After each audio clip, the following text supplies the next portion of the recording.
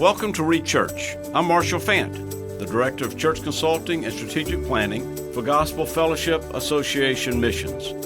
My purpose is to encourage pastors and church leaders as you refocus, renew, and revitalize your churches. We've established this podcast to offer practical tips and suggestions as you equip disciples to make disciples. Welcome back to GFA's podcast, Reach Church. So glad to have you back with us this morning, either watching or listening or both. So great opportunity today. John Goldfuss and Jennifer Goldfuss, welcome to the podcast.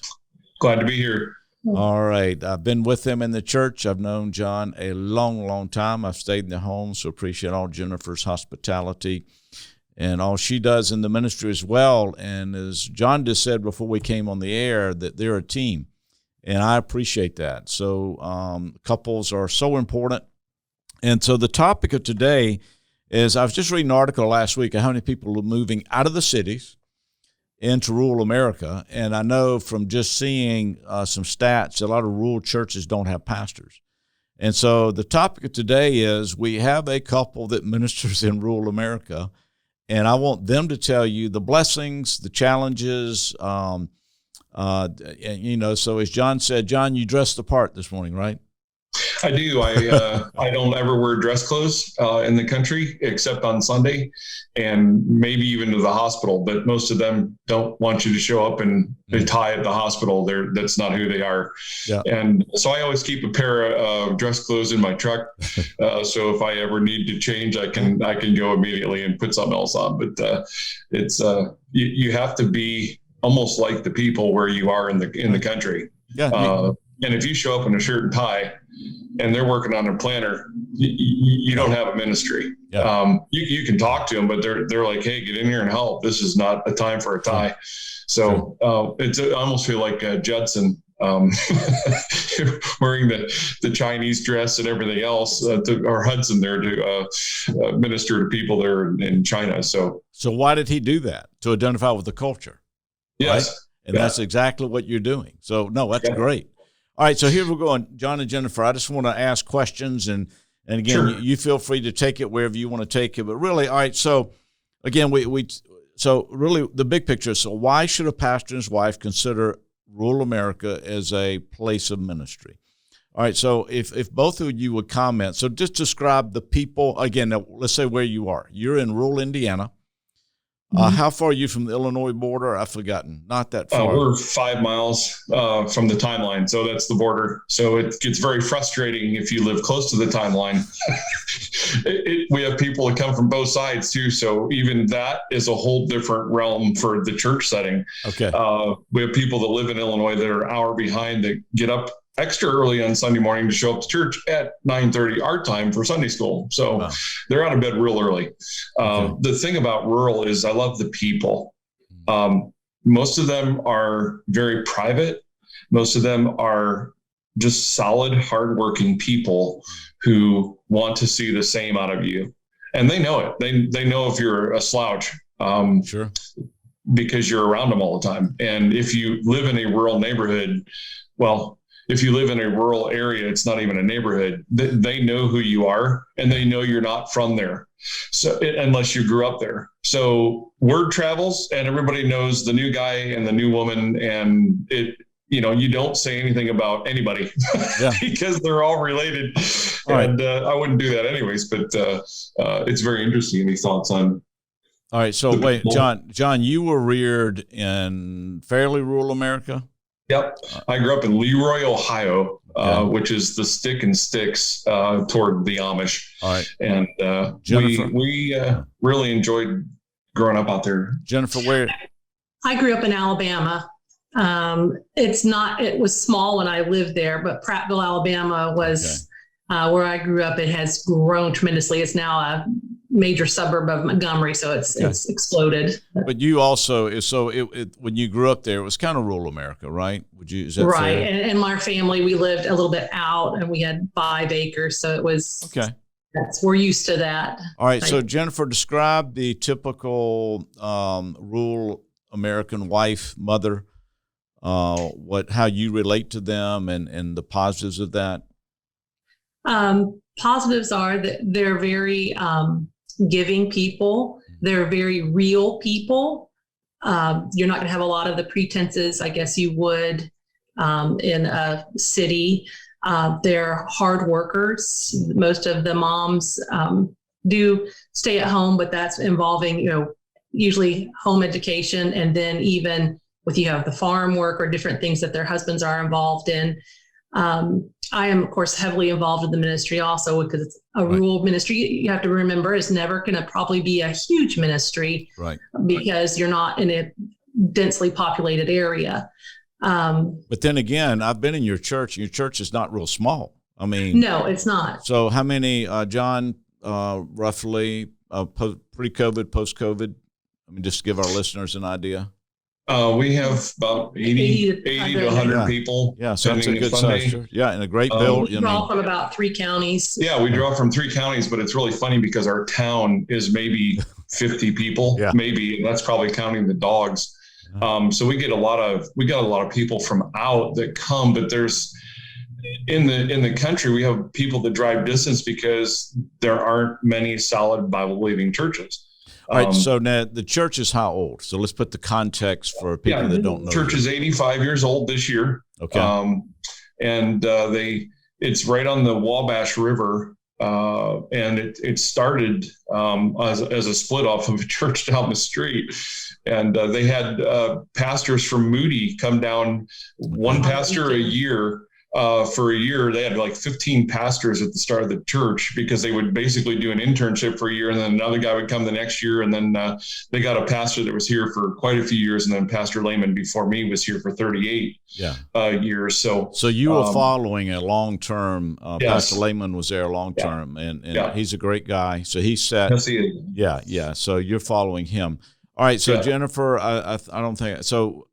Again, so both of you just go back and forth, and you take it where you want to go. So people would say, okay, so how do you meet people in rural America? Okay, so both of you just pick up. How do you meet people? Well, of course, it's very easily picking up conversations. Of course, we have the Dollar General not too far, which is great, and the local Red and White, which is a little grocery store. Right. So in talking with the people there, and also we do have neighbors. You have to walk a little bit, but we will walk down the road, and it's a lot easier, I'd say, in rural America as far as just popping in and saying hello to neighbors. Okay. Whereas in this city, you're going to, you come in your garage, shut the doors, and you're there for, usually don't go out. But here, people like to know what's going on. They like to, who is this guy and family that's moved into this neighborhood? So they're curious too. So they want to try to get to know you also. So is that expected? I mean, is that kind of the common, would that be an expectation of just dropping by? I mean, people, but they like face-to-face contact, is that what you're saying? And John, they like to discuss over like working on a tractor or whatever, or Yeah. I found that meeting people here, you go to the VFW or the Legion where they have dinners. That's where everybody goes because there is nothing else. There's no bowling alleys. There's no laser tag. There's no, whatever people would do in a city for fun. They don't have, there's nothing around here. I mean, it's beans and corn. And so finding people at those places, but like my neighbor lives across the street. She has all these cars in her driveway all the time. And I started kind of wondering what everybody was doing there. First, I thought it was drugs because out here, it's like you're either, if you have a bunch of people at your house, there's something going on that's not normal. And she has basically established, she has a quilting shop right down the road and they all go there. Okay. Well, I just popped in one day to meet that house and here's my neighbor with all these ladies at this quilting shop. And it's just, you wouldn't know it was a quilting shop, but they sit there and they'll talk to you like you're their best friend. I mean, the fact that somebody showed up to say hi and there's probably 4 or 5 of them that get together every day and just sit there. So it's kind of like it can be the gossip session also, but if you want to know anything, that's probably where you can find it out. But it's stuff like that. Garage sales even. I know it sounds funny, but out here that's rare. But I've met people an hour away at a garage sale that knew a lady in our church. So I'm like, what are the odds of me stopping at a garage sale and knowing somebody? All right. So just comment on this because most everyone is related to farming in some way. Is that fair or not? Is that a pretty good statement, or is that probably 50-50 here? 50. We probably have about more than that. Yeah, maybe more than that. Yeah, maybe 60-40 farming to other things. But a lot of the guys, they are farmers in the church. So all right. So how? So you did not grow up on a farm, right, John? No, the first job I had was on a farm, though. Okay. So hay bales. So. You got to be able to. So I just want you to comment on being able to identify with the different seasons, like planting, harvesting, and how do you minister during these seasons? How do you help? How do you pray? How do you get to know these people? That type thing. Yeah, I think the biggest thing is to just let your farmers know you're willing to help them. They always need somebody to drive a semi, or I've driven an auger cart for the guys that are, whoa.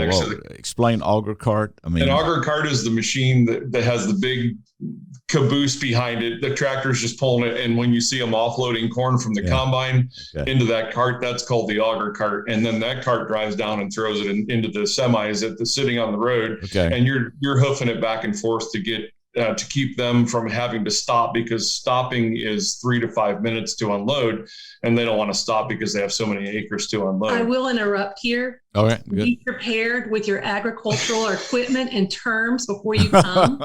I was in the nursery. A 2-year-old was correcting me. I'm like, look at the tractor. And he looked at me, that's a combine. They know all the different, I was schooled by the preschool boys on my farm equipment. But don't let that intimidate you, right? No. Enjoy it. Embrace it, right? I mean, I know you two embrace it. Yeah. I enjoyed it. Yeah. And the parents get a kick out of it when I go tell them, your son, your 3-year-old son just taught me all about the farm equipment, and I got a good lesson. But again, that's the culture. It is. And you have to be with them. Like, I will go looking for guys that need help during harvest season. Planting season's pretty normal. They run a tractor through the field, disc it up. Some of them don't even disc anymore. They chisel it right in. Right. But harvest is where really they put the hammer down. So around here, you also have to be careful of farm equipment, because rush hour here is not cars. It could be 4 combines rolling down 234. And if you get behind them, it might be a 2-hour trip because they can't pull over anywhere. So it is kind of a funny deal. These massive tractors that come rolling through here, and they try to take out our mailbox in the corners of the church and stuff like that. But, and they run. You have to be with them. They know if you're serious about helping them. Right. They know. The wives during this time, I know sometimes it's difficult for them because the men spend long hours in planting and then in harvesting. Those are the 2 main, very, I guess, long hour seasons for them. And so the wives are like, now I'm going to become a farmer, where I won't see my husband during this time. So I know that's a struggle for some of them as they're out for the long hours. So how do you minister to them, Jennifer, during that time? What have you learned is helpful? Well, I pray for them, and then how are you doing? Checking in on them. But how can we pray for you? Yeah. And that's, there's we have guys in our church that when the doors of God's house are open, they will stop their combine, get off, and they will not miss church. At the same time, I got guys that will combine and they'll keep going because it's dependent on the weather. And so a lot of pastors can probably get frustrated with guys in the farming community if they're stuck on the necessity you have to be in church. Well, the ox is in the ditch for these guys. They might have a window of 2 days where they have to run because it's going to rain for a week and they're not going to get their crops out of the field. And we've had some of those years recently. And so I don't, it's not a test of their spirituality when it comes to farming season. And so that's something a pastor has to remember, that this is their livelihood, and it's probably going to be tithed on also to your church. And it's not, we don't look at the money aspect because God always takes care of us. But I have to be very careful with these guys that this is their livelihood. And sometimes they will miss a service, not often. Most guys won't work on Sunday here. Some do. But again, it depends on what the weather is doing too, and they also understand that. Sure. So ask both of you again. So any other unique things that you've learned about rural America that, unique ministry opportunities like that? You need to be aware of their harvesting season, their planting season, that they may, the oxes in the ditch, they may be having to, harvest on a Sunday. I mean, I was in your house, and here comes a combine down the road at, 10:30, 11:30 at night? I mean, these guys, they go all the time. Right. So any other unique things like that just come into rural America? I would say they have deep, usually family ties, because usually people aren't moving into the area. So these are people that have been here for generations and years and have extended family. So that creates challenges as well as opportunities, because if you can reach one part of the family, then they're excited and they want to, introduce the rest of their family to the gospel. So that's the good part. The other part is sometimes it can be more difficult to get to know them, right? Because you're not from, their family group. They're more private. They share things with their family. So drawing that out, I know, has been challenging. I've just been determined more trying recently to make intentional conversations. And I think that can happen with any church and pastor's wife. You're so busy just saying hello on Sundays, and hi, how are you is about probably as far as we get, maybe some small talk, right? Getting more invested into how I can pray for them, what's going on truly in their lives. I know that's something that the Lord's been working on with me, and challenging me to do. So have you taken up any hobbies that maybe you didn't have before, or what hobbies that you did blended with the people you minister to? Again, knowing the culture, participating in the culture. Well, a few things I've done. I've learned how to crochet. A lot of the ladies, they're very crafty as far as they do a lot of neat things. I am not, but I try my best. Okay. One thing I do love is flowers and herbs. That's something newer that I've been able to learn and get into as far as, and I now have chickens. So that's something I've never had in my life before. I have 3 chickens, which has been a lot of fun also. And John, you got a garden, right? A big garden. That opens up doors for all kinds of people, because, wow, he's a pastor and he gardens. To them, that's like almost weird that somebody would do that. All right, so can I take 1 second? All right, so just to set the stage, your house is almost like it's a parsonage, right? So it's near the church. It's almost like on a corner. Yes. So what I'm saying, all right. So your garden is very much exposed to anybody driving by, and it's not a small garden. It's it's not the size of a city, but it's a small town, to say the least. Right. Well, it's the smallest garden I've ever had. But this is where, like I was talking to you earlier, you asked how long does it take to get into people here? Well, Mark Kittrell asked me the same question when he was here for an evangelistic meeting. And I said, it takes anywhere from 3 to 5 years. The people down the street that I've been ministering to, it took me about 3 years before the guy would actually start talking. I mean, he would come up and say hi, but he wouldn't go into any depth of knowledge until he kind of understood who you were. And I believe I'm the most famous guy at the bar down in town, not because I frequent it, but because this guy, every time he drives by, he's like, dude, man, your garden, man, that's the greatest thing I've ever seen. And he goes, what are you doing? I'm like, well, you till it up and you plant seed and you water it and you pray and you pull weeds. Yeah.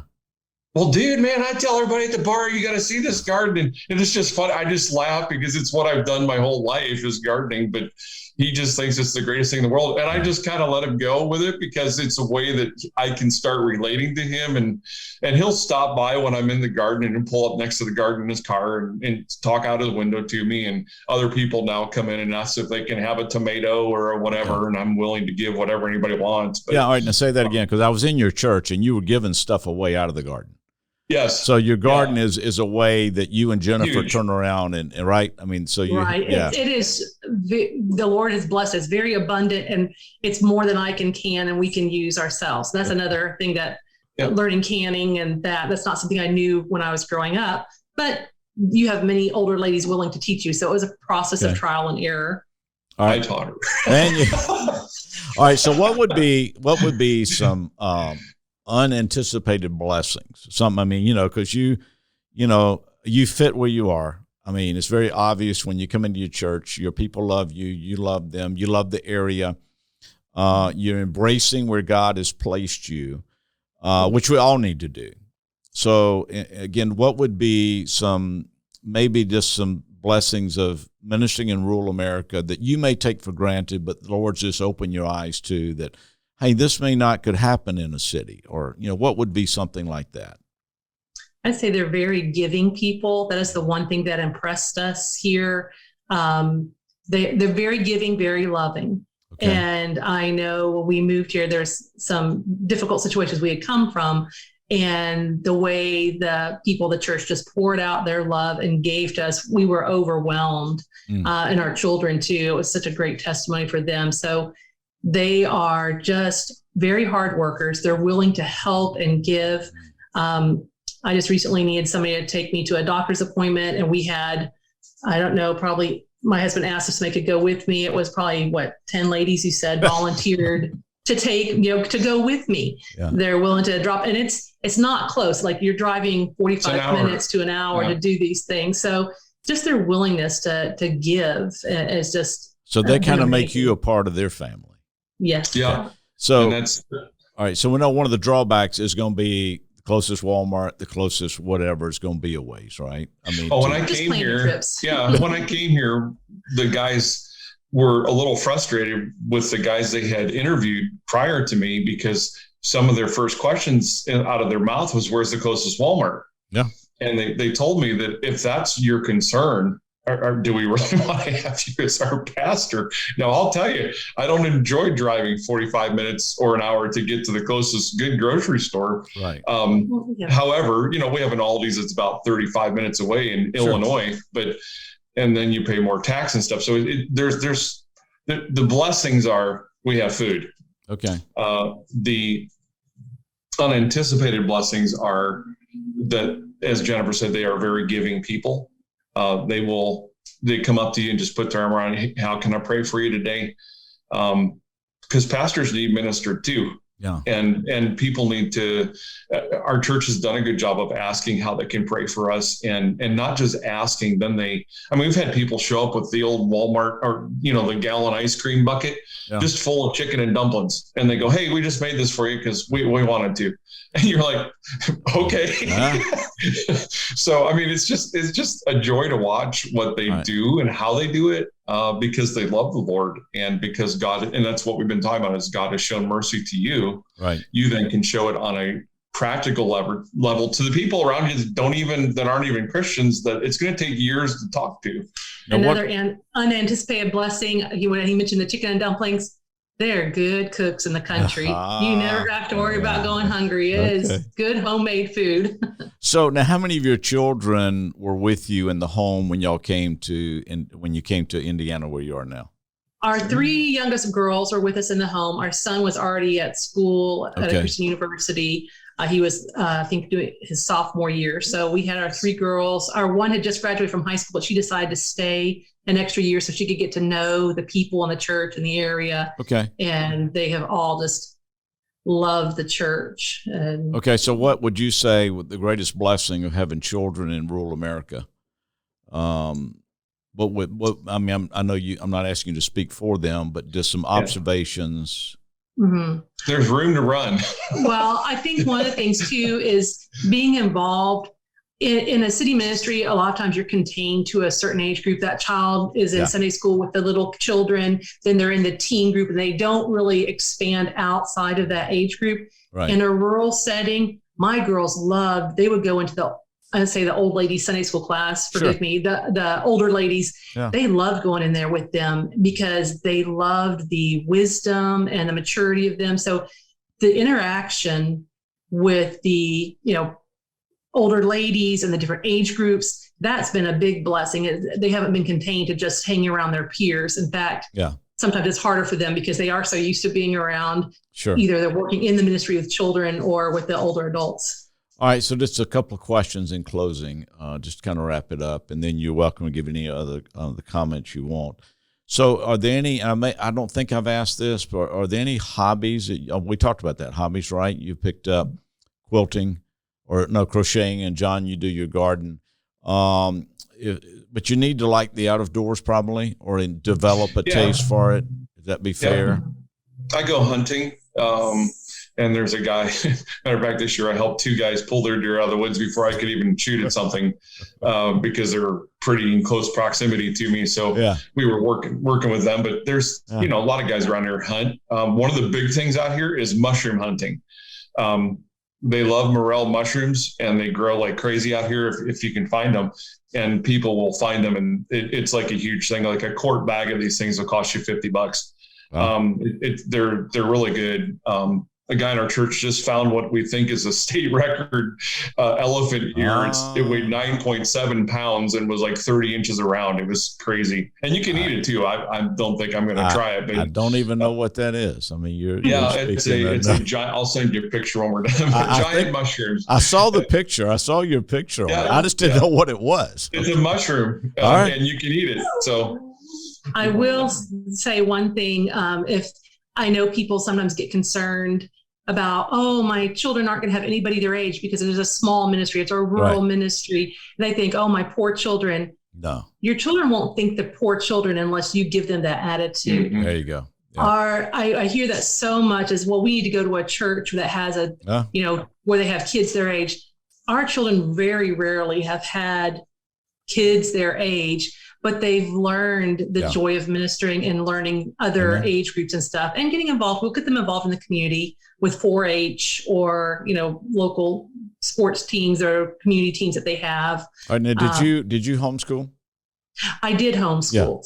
But 4-H. So in homeschooling, I was their teacher a lot, and don't be afraid that I was their teacher at school. I was their teacher in Sunday school. It seemed like I tried to, so we would try to involve them with community things also. So it wasn't always mom, but like in Indiana, 4-H is huge, right? So I mean, this is part of, okay. So I just wanted to say that. All right. So, Jennifer, I'll give you the first closing comments. So if you're encouraging a pastor's wife and they're looking at rural America, and by the way, their email address will be in the show notes. But what are some closing comments? I mean, because you're so positive and so is this just, what would you say if somebody's considering a church in rural America? I would say definitely that's the Lord's called you to. It's definitely what the Lord has called us to, is a rural setting. It's the people are very real, very honest. And usually, if you are loving them, they find you trustworthy. They find you real. Then they will open up more to you. Don't be afraid of it. You will be very busy and you'll be heavily involved, but that's okay. But let your husband also, he's had to say, okay, honey, I can get too overloaded with responsibilities sometimes in a smaller ministry. You take on too many of those things. People say, oh, well, you should do this. They have a lot of ideas that what you should do, but always it's a safety net for me to run to my husband and say, okay, should I do this? Yes or no? Not get overwhelmed. But didn't you think, at least when I was in by the way, their church is Waterman Baptist Church in Indiana. Jennifer, I thought when Gretchen and I were there with y'all, people took huge pride in their church. They were proud. I mean, they wanted us to know all about it.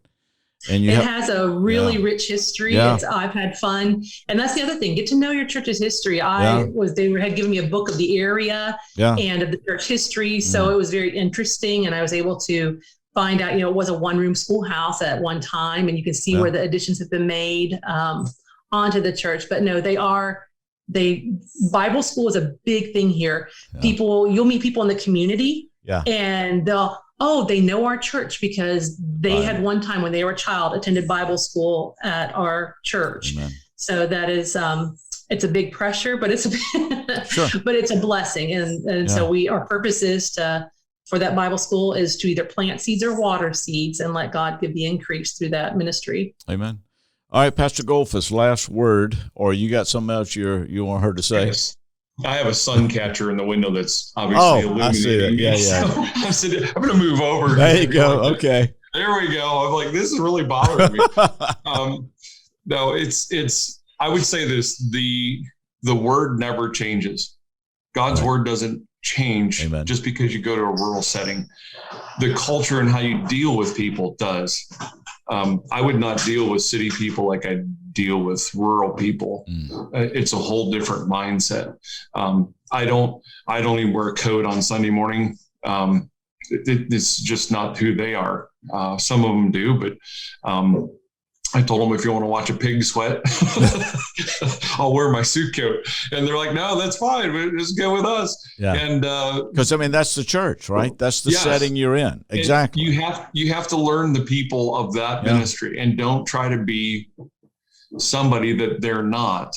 Now that has hardships in how you. Okay. I'm following a pastor of 38 years. I love the pastor. He's still in our church.